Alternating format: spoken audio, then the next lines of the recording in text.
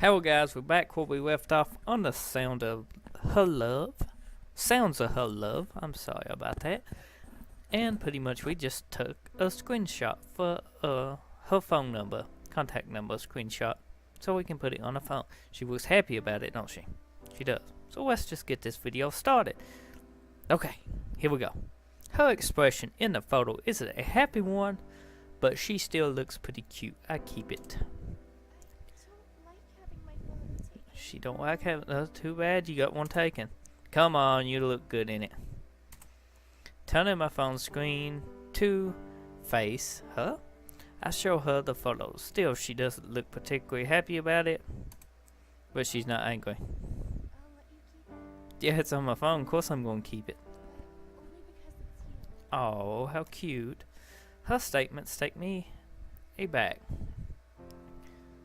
Herself seems pretty composed about it. Anyway, is there anything else you like to do? Yeah, you pick. Oh, did we get picked? Well, I asked her since I couldn't really come up with anything myself. Though with a bit of thought, it shouldn't be hard to find something. Let's go get something to eat. Have a look around town. Go home.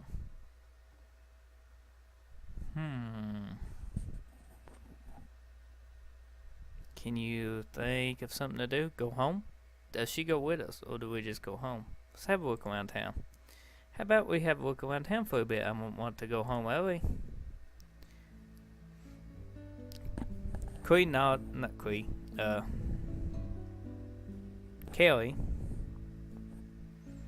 nods her head in agreement, making her redness cheeks more noticeable.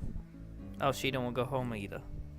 We walk together, heading away from the library. Without a sense of direction, we end up somewhere both of us just want to spend more time. Carrie's braids rest over her shoulders, brushing against her body as each luxuriant strand in the sunlight. It's a nice sight, but I do wonder what she would look like with her hair down. Time flows forward as Carrie and I wander around the town together at a temperate pace. We look within the windows of stores and occasionally make comments. Carrie flows to a halt while I stroll by another store. This is the first store that had gotten her time memorized, so I turned to face the store well. A music store. Carrie stares at the building as enchanted. By the looks of it, it's been here quite a while. It's a traditional sign painted grass. Beyond the grass, though, the thing I can assume Carrie is fantasizing about, she takes steps towards the window. Is a hop. I bet. Her palm meets the grass as she touches the window. Almost an hour behind it says, "What? I told you a hop." The polish on the wood mirrors Carrie's enthralled face as it stands before us, staring back at her. Fancy words, staring back at her. We get on going. You can play the harp, can't you? Carrie moves her face away from the grass, turning to face me, with she maintaining her upbeat expression, one of pure happiness. We remembered, of course we did. Oh, she wasn't looking at the harp. You want?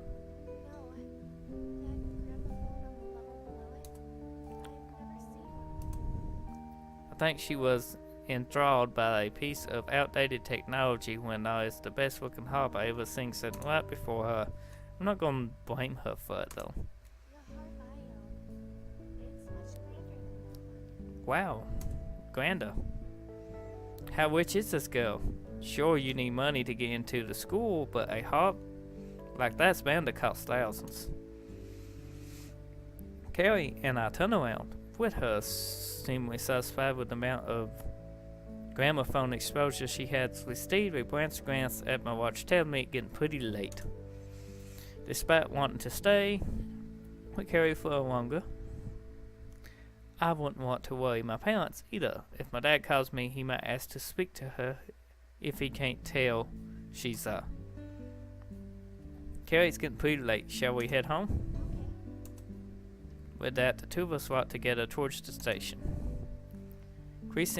Carrie seems happy about this trip, with her lips still curled softly into a smile. We're back. The sky is noticeable darker. Before we walked through the street, when we first met, today certainly was enjoyable. Both of us finding satisfaction just beyond each other. Kelly looks at me with a blush. My guess is that she's probably going to ask me something. Would you like to come to my house for dinner? Wow. She invited me to her house. That's a pretty bold thing to ask. Technically, we did just go on a date, but in reality, it was more of a trip. This, though, I don't know what to say.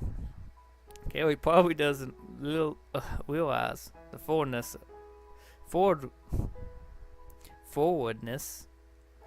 herself or I am a what?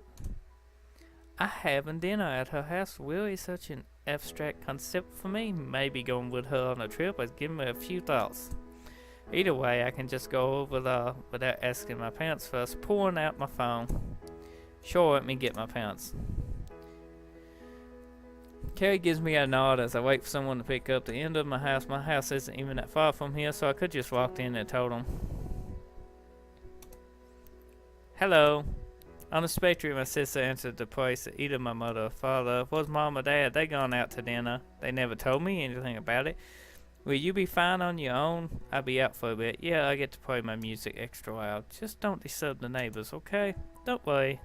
I won't. I tell mom and dad you're going somewhere where they go, okay? She ends her sentence with a laugh, even though I really am going somewhere. Alright, whatever. See you later. Sure.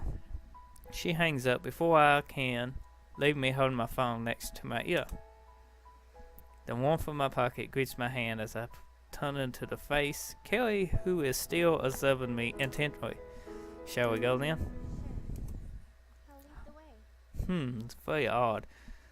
The cool late evening air brushes my bemused face. Kelly and I idle outside her house. What a plain and generic building. The thought of her living in a brick mansion dissipate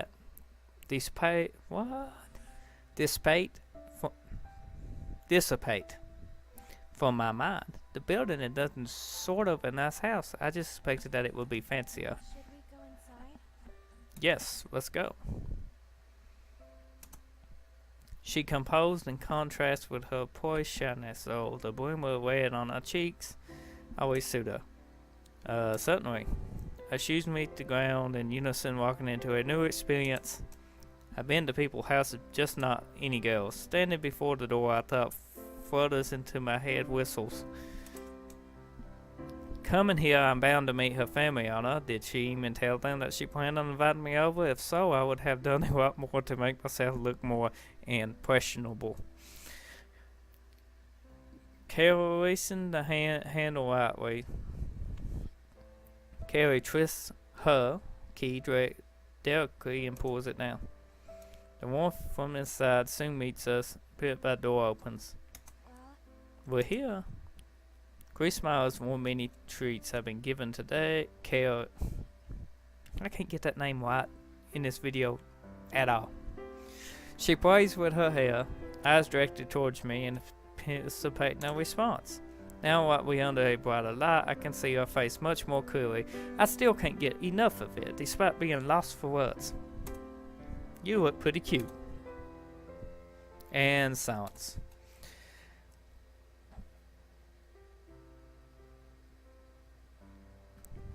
Carrie is instantly taken aback, looking as if she's trying as hard as she can to not muster up a response. Thank you. I made her myself. A suited man appears out of the blue, startling me flatly. It's natural, of course, him appearing at a cat. Getting caught off guard like it isn't a virtue. That must be her father. The man himself, a foreigner like Carrie's a thick accent that differed from hers. They're Welsh, but seems to be a lot more understandable. At least when she don't speak, the majority of the time her sentences are broken into pieces as she stumbles around her words. A hindrance, but a fairly cute one at that. Her father's voice, however, is grittier and gravelier. It's not as stereotypical as the accent is portrayed as, by far, but hearing him speak Japanese would probably mortify me. Luckily enough, we all used to speak in English. You must be that friend Carrie has told me about. She was really keen on having you over. She blushes at her father's statement. It's not like Carrie to bring me up here on a whim, so I wasn't wrong in guessing. Yes, it's nice to meet you. My pleasure, I am glad you are getting along with so well with my daughter. It's understandable that he is. After what Carrie has told me, she has never made any friends during her whole stay at school. Being a parent and seeing that would leave anyone concerned. Knowing your daughter's first true friend is a guy has probably left him having a couple of questions. Even though he seems fairly friendly, I wouldn't blame him if he had any suspicions. One thing that is quite odd is the absence of Carrie's mother. Not that she couldn't be in work. It's just odd that Carrie hadn't brought her up. She never talked much about her father either. It's a nice thing to meet her family anyway.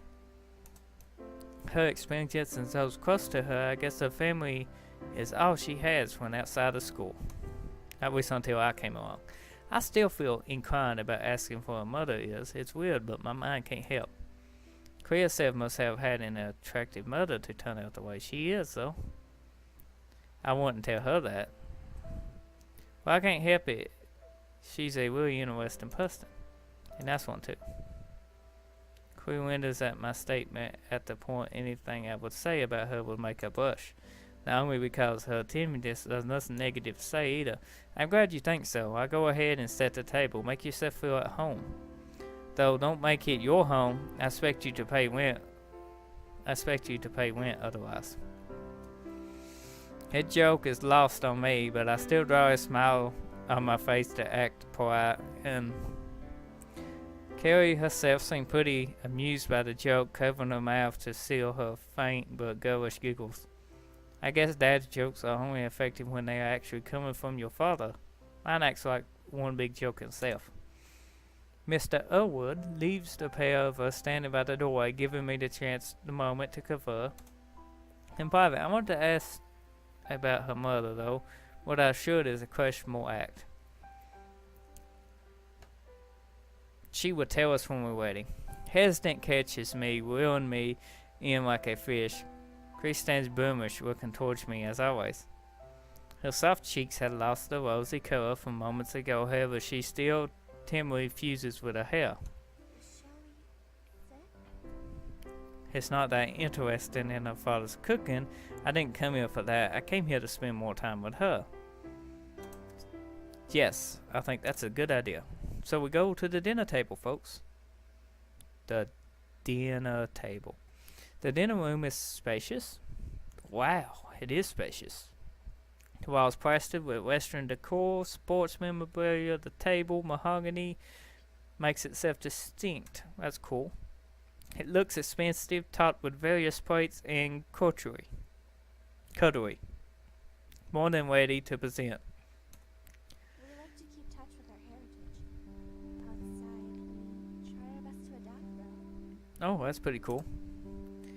Carrie must have caught me gazing around the room, several photos of sports teams. On the wall, rugby, by the looks of it. I'm sure it's a national sport. She must have had a hard time adapting to a new country, so I'm not sure how long she's been here. I refrained from asking. Now it's time to savor the moment with her. I can understand connecting with your heritage is important. The only reason I go to her school is because my mother made me. Come to think of it, I never told Carrie about me being half English. Your heritage. You're only half. I don't look like the typical Japanese male by any sense, so it was only reasonable that she concluded that I'm half English, though I never actually been there. Born and raised in... Your English is pretty good. Well, my father made me learn it every day, even though he's Japanese. I'm sure he thinks he's English, though. He only reads and publishes books in English. He even married an English woman. I'm sure he would have moved if his company needed someone. Giggles. She giggles at our awkward response with the two of us sitting down at the table. An act I never had expected to be doing with her not even a week ago. You know, I enjoy spending time with you. I didn't have anyone to speak to like this before. Well, that's nice. This week has been fun. Kui. Is that her name? Kui? Kui? I forgot it again. It's so like with the C, it knocks it off how it's pronounced. Unexpectedly gives me her gratitude, stiffening me flatly as her words cause my face to go red. Can't really tell inside I am blushing, though a blush caused by Kelly when it's usually me who makes her blush. Still, her boldness isn't lost on me, in a social sense at least. Kelly is trying her hardest tonight to make me feel welcome. She's probably savoring the moment herself. I take it initially to think of my pleasure. She blushes now, though I feel as if it's more of an appreciative one rather than one of embarrassment or shyness. Mr. Elwood walks back into the room, carrying a plate in each hand, both of them topped with the same meal. Beef, diced potatoes, and a selection of vegetables, all topped with gravy. After a long and undoubtful enjoyable day, I have found myself craving a nice meal. Maybe just the smell, but it's certainly something I can appreciate. The entire day has led me to find myself closer to her, with her closer to me. She wouldn't have thanked me for being her friend otherwise. Nobody else had done that, so I never had many friends. Moving schools would usually worsen my situation, though I found myself meeting Kelly from doing so. The three of us begin our meals, cramped down to focus on our own plates. Our taste matches the smell, rich beef components, potatoes. So I bet you're wondering how a Welsh family came to Japan then. I wasn't, but avoiding this dinner table talk wouldn't make me look good too. I hear that getting a work permit is pretty hard, so getting permit residence must have been quite a feat. Oh, trust me, it was. Originally I was supposed to only be here a few years as an engineer, so I just found myself liking the place, so I decided to stay. It seems like he has a well-paying job if he can afford to migrate here and send Kelly to a school. He seems like a pretty nice guy. Hopefully he thinks the same of me to an extent anyway, being the guy his daughter had just drug home. Won't want him to dislike me, more so since his daughter is Kelly. Making a bad impression isn't an option. Just as I am about to finish the meal, the sound of the ringing chimes through the wall. Excuse me, let me take this. Mr. Elwood rises from his seat, leaving me and her alone. It would be a rude thing to say, I'm glad he's gone, but it's the only... Because we get to spend time with her alone, folks. Kelly remains silent next to me. Much to my displeasure, I thought it would be easy to come up with a topic, but now seemed distinct in my presence. A sidewalk coats her face despite its beauty, if I could call it that fact, that her expression has shifted from once happy, content one to a this is making me concerned. I tried to make out some of the words. Why is it my fault? You're the one that decided to ruin everything. We have a daughter, you know. Have you ever taken her thoughts into consideration? Long mood promises, taking in one word after another. This is the reason that Cree's mother isn't here. The relationship between her parents has been crumbling before her. By the sound of it, I really don't want to get myself caught up in this. I'm responsible, says the one who decided to get themselves shit-faced and pounded by their ex. The ignorance should not have gone like in this direction. Kelly's father is probably kicking himself now that the dinner has been disrupted. It's not very impressionable to argue with your wife in front of the guests. I won't blame him for getting carried away. Feeling a tug on my arm, I see Flinda fingers grasping my sleeve as she gently pulls on it, still carrying that same sad expression, the one that hurts me. I don't want to see her like this. However, what is going on between her parents concerns me. I don't want Carrie to experience the sadness behind the face of hers. Would listening for a bit really hurt? It's none of my business, but my heart is on fire. It should go with her. Let's just go with her. It's none of her business. Carrie continues to pull on my sleeve, conveying her signal to me, one of the sadness and sorrow. She must want to speak to me about something. I rest my hand upon hers and give her a nod, after which she stands with me, prepares to leave the dining room. Coming to a standstill. She turns around towards me as both remain still in the center of the room. Nothing but a small lamp illuminates the space around us. Carrie's sad, mediocre face and orange tint as she looks towards me. Forget about what you heard tonight. Oh, want us to forget about it? I don't want to get you involved in all this. Oh, well, it's kind of too late, you know. She looks toward me with a wonderful feeling deep within her eyes. Seeing her like this is really upsetting. What we've gone through over the past several days meant a lot to me. I do anything I can to make her happy, even if I can't resolve the issue. I don't want to see you like this. Please, is there anything I can do for you? Please. Harry's voice is sharp as it is tiny with anger. It's complicated. I Uh, didn't mean to get angry. Oh, she's mad. She resents her mother. This woman must have caused so much stress. The process is painful for everyone, but seeing someone go through this is something I can't stand. I want to be there for her. You're an important friend to me. Really? Yes, really. Okay. I'll tell you. Okay, see? We didn't ask. She gonna tell us. To me too. So she gonna tell us. Oh, we could follow her then. Crew leads me out the lounge without giving me a clue where she is taking me. She wants me to know more. She wanted me to be there for her. Knowing that, my words reached. It makes me okay. Where we going now? Get me in a mess. I'll tell you that. Creed, a person I have grown to enjoy company, is hired towards the upper floor of her house. The relationship has blossomed unexpectedly, found her friendship both as cherished and nothing but pure passion. I can only assume she's leading me to her bedroom, an action which would be typical suitable for this situation. It's for me to get frustrated over complicating things. She wants to talk though. Okay, let's see what it is. She leads us in front, forcing me to divert my head in an act of politeness to not look up her. She can't see me anyway, so she wouldn't know if I did. Now it's not the time for that though. That's right. Okay. Her voice is firm, as if she has found something inside of her that is pushing her forward, giving her the courage to speak. Inside though, she must be nervous. The entire situation between her mother and father wouldn't be something she could easily talk about. I trace Carrie's footsteps with my own as she walks down the hall towards her room.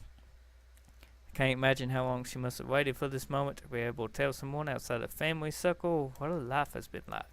An unsettling now relationship between her parents, her absence from school, and experience pure loneliness, all of must have been accumulated into an emotion of anger and misery of one's sadness. Anyway, I'm glad I found her. So I can't be the one to solve her problems. I want to help. We walk into a room painted with beige. Carrie goes forward and starts to undo her braids, slowly letting her silky hair down straight. A way I have never seen it, something so different. So guys, I'm ending the video here. If you want to see what's coming up next, then be sure to check out my channel and subscribe to it and hit that bell so you get notified of my daily content, as I do upload daily. And I am doing a playthrough of this game, so there will be a full video series on it. That's something to look forward to. And there are more videos than just this on my channel, so you know, content you can check out, you might enjoy, and subscribe. And until the next video, I'll see you then, of course. Bye bye now.